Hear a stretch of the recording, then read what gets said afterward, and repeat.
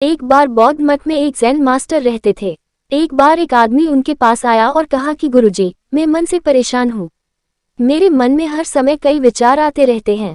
कृपया मुझे इन विचारों को कम करने के लिए कुछ मंत्र दें। ज़ेन मास्टर ने उसकी ओर देखा और कहा, मेरे दोस्त, तुम हर दिन ध्यान करना शुरू कर दो। धीरे धीरे ध्यान करने से आपका मन शांत होने लगेगा।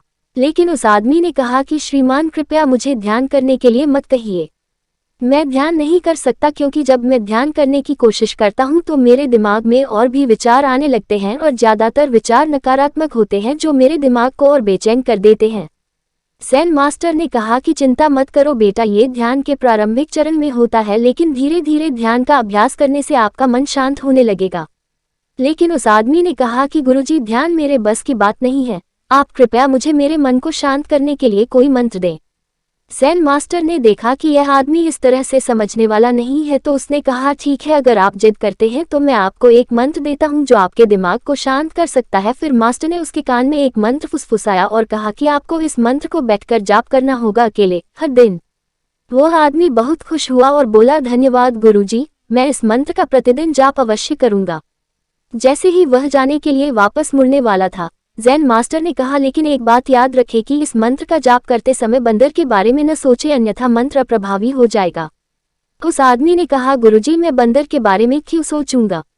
मैंने अपने पूरे जीवन में कभी बंदर के बारे में नहीं सोचा। आप इसकी चिंता न करें। और वह वहां से चला गया।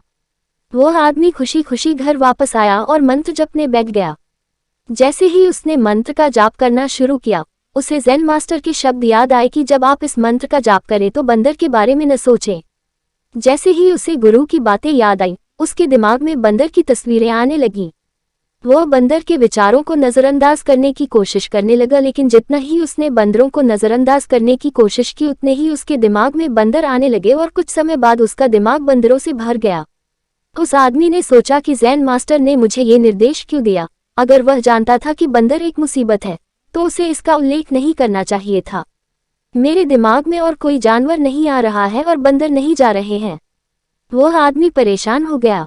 उसने स्नान किया, नए कपड़े बदले और फिर से एक कमरे में मंत्र जाप करने के लिए बैठ गया। जैसे ही उसने अपनी आंखें बंद की, उसे बंदर दिखा।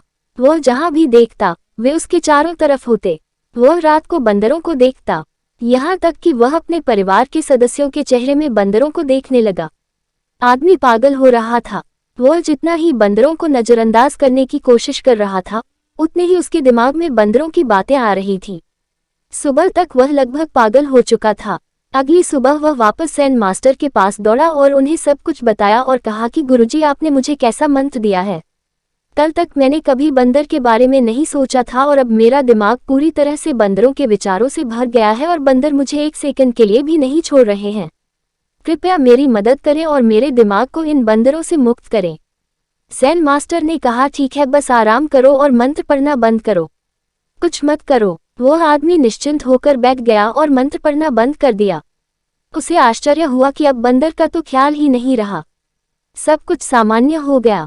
तब ज़ेन मास्टर ने कहा कि मेरे दोस्त, मैं तुम्हें हमारे मन की प्रकृति के बारे में बताना चाहता था। कभी भी अपने मन से लड़ने की कोशिश मत करो। मन एक गति की तरह है, स्प्रिंग को जितना दबाओगे उतना उछलेगा। इसी तरह आप अपने मन को जितना दबाने की कोशिश करेंगे वह उतना ही मजबूत होता जाएगा। शांत रहें, मन के विचारों को देखना शुरू करें और आप पाएंगे कि आपका मन धीरे धीरे अपने आप शांत हो जाएगा। और मन को देखने के लिए आपको ध्यान करने की आवश्यकता अगर हम अपने जीवन में देखें तो पाएंगे कि हमारा मन एक बंदर की तरह है जो हर समय बेमतलब इधर उधर उछलता कूदता रहता है।